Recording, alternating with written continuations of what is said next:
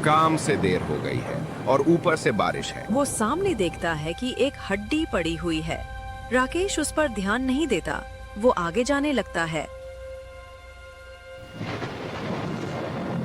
अरे ओरे, एक हड्डी है रास्ते में, इतनी हड्डी या क्यों पड़ी हुई है? छोड़ो मुझे। क्या थोड़ा और चलने के बाद सामने एक खोपड़ी पड़ी हुई होती है। तब उसे कुछ डर लगने लगता है। वो उस खोपड़ी के पास जाकर देखता है। कौन है वहाँ? तुम्हें क्या लगता है तुम मुझे ऐसे डरावने तरीके से डराओगे तो मैं डर जाऊंगा? तभी उसका कोई पाँव पकड़कर खींचने लगता है। वो डर कर चिल्लाने लगता है।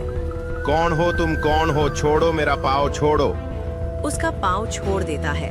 राकेश बहुत ही डर जाता है। वहाँ से भागने लगता है, लेकिन वो सामने देखता है। एक कटी फटी लाश सामने खड़ी हुई है और वो उसे ही घूर रही है। कौन हो तुम? मैंने तुम्हारा क्या बिगाड़ा है? मुझे जाने दो। मैंने उनका क्या बिगाड़ा था? उन्होंने मुझे क्यों मार दिया? ऐसा कहकर वो गायब होकर सीधा उसके सामने आकर उसका गला पकड़ लेता है। छोड़ दो मुझे, छोड़ दो। लेकिन वो भूत हंसने लगता है और एक टूटी हड्डी उसके गले में मार देता है। राकेश वहीं पर मर जाता है। अगले दिन कुछ लोग गांव से बाहर जा रहे थे। तब उन्हें राकेश दिखता है। अरे ये तो राकेश है। वो जब उसके पास जाकर देखते हैं तो उसकी गर्दन में एक हड्डी घुसी हुई होती है। वो उसे उठाकर गांव ले जाते। गांव के लोग मिलकर सब बातें कर रहे होते हैं। राकेश को किसने मारा होगा? जरूर उसे उन डाकुओं ने मारा होगा। नहीं रे, वो तो 15 दिन पहले ही उसी जंगल में मरे हुए मिले थे। तूने वो खबर नहीं सुनी थी? अरे हाँ, मैंने भी सुना था, लेकिन इन सबको मारा किसने होगा? इसका जवाब किसी के पास नहीं था। 2-3 दिन बाद रघु उसी जंगल से रात के वक्त जा रहा था। पैदल चलते चलते वो थक चुका था। अब नहीं चला जाएगा। थोड़ी देर यहाँ पर बैठकर आराम कर लेता हूँ। थोड़ी देर बाद चला जाऊंगा। वो पेड़ के नीचे बैठकर आराम करने लगता है। तभी अचानक बारिश शुरू हो जाती है। अरे अभी तो आसमान पूरा साफ था, अचानक ये बारिश कैसे हो रही है? अचानक उसके सामने पेड़ से एक हड्डी गिरती है। गिरने की वजह से वो बहुत ही डर जाता है। ये हड्डी यहाँ पर कहाँ से आई? वो उस हड्डी को ठोकर मारकर दूर फेंक देता है। फेंकने के थोड़ी देर बाद वही हड्डी जोर से उसके सर पर लगती है। ये हड्डी किसने फेंकी? कौन मजाक कर रहा है? सामने आओ, मैं कहता हूँ सामने आओ। क्या कहा? सामने आओ? क्या तुम मुझे देख सकोगे? सामने तो आओ, तुम्हें दिखाता हूँ। रघु के पीछे वही भूत आता है। क्या हुआ? डर गए? सामने क्यों नहीं आ रहे हो? भूत की सांसों की आवाज रघु को सुनाई देती है। वो जब पीछे मुड़कर देखता है तो उसकी जान उसके हाथों में आ जाती है।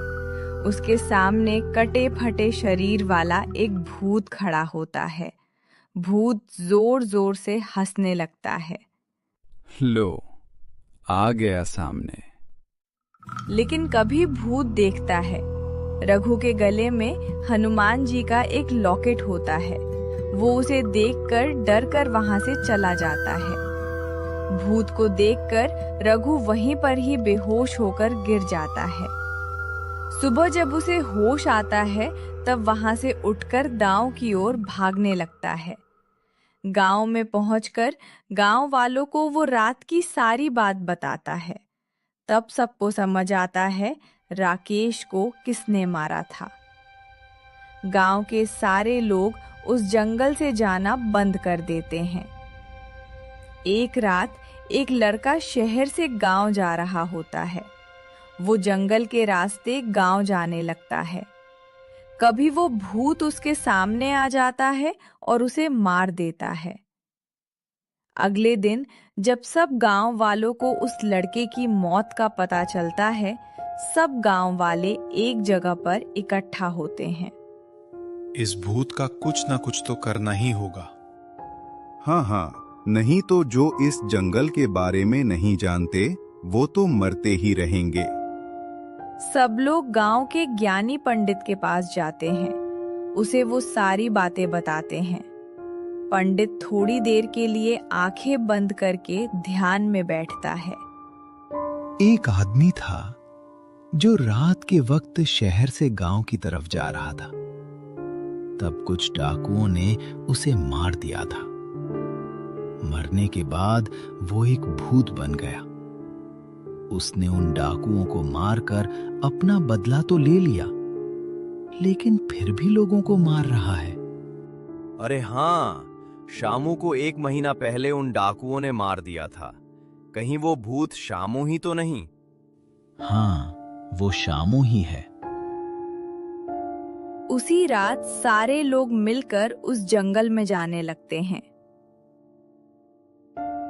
थोड़ी देर चलने के बाद वो जंगल के उसी हिस्से में पहुंचते हैं जहां पर वो शामू का भूत रहता था। हवाएं तेज हो जाती हैं। थोड़ी देर बाद वही डरावना शामू का भूत आता है। हंसते हुए कहता है, आज खुद ही सब मरने के लिए आ गए। वो उनकी ओर बढ़ने लगता है। तभी भीड़ में से शामू की पत्नी बाहर निकलती है। तुम्हारे जाने के बाद मेरी और बच्चों की क्या हालत है तुम जानते हो? तुम जिन लोगों को मार रहे हो उनके भी परिवार हैं, उनके भी बीवी बच्चे हैं।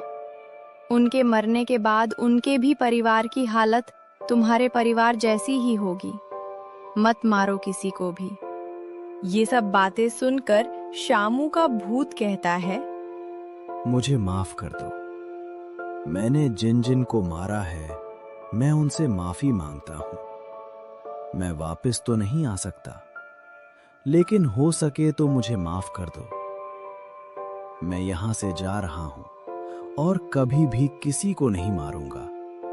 गांव वालों, मेरी पत्नी और बच्चों का ख्याल रखना। ऐसा कहकर शामू का भूत वहां से चला जाता है।